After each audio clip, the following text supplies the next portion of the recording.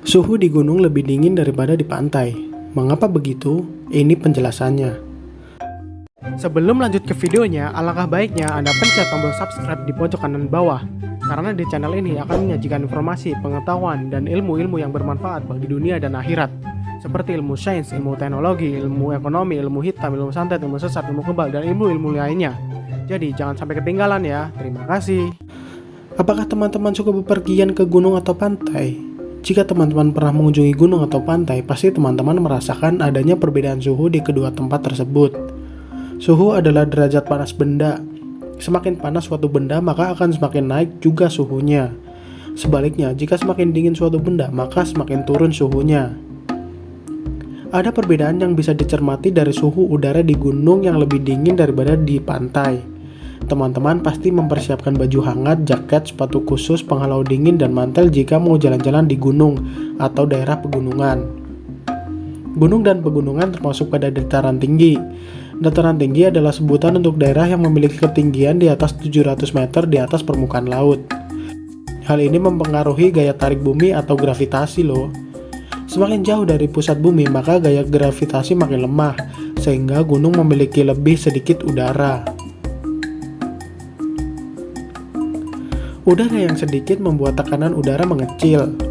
Kadar udara yang tipis dan tekanan udara yang kecil inilah yang menyebabkan suhu udara di gunung lebih dingin daripada di pantai.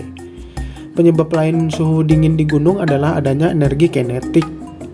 Energi kinetik adalah energi yang dimiliki benda yang bergerak, misalnya partikel udara. Pergerakan energi kinetik udara inilah yang menyebabkan panas. Karena di gunung udaranya lebih sedikit, maka energi kinetiknya juga sedikit. Jika sedikit terjadi pergerakan energi, maka tidak akan banyak panas yang tercipta. Oleh karena itu, suhu di gunung menjadi dingin. Itulah penjelasan mengapa suhu di gunung lebih dingin daripada di pantai. Tentu saja ini kelebihan dan kekurangan ya.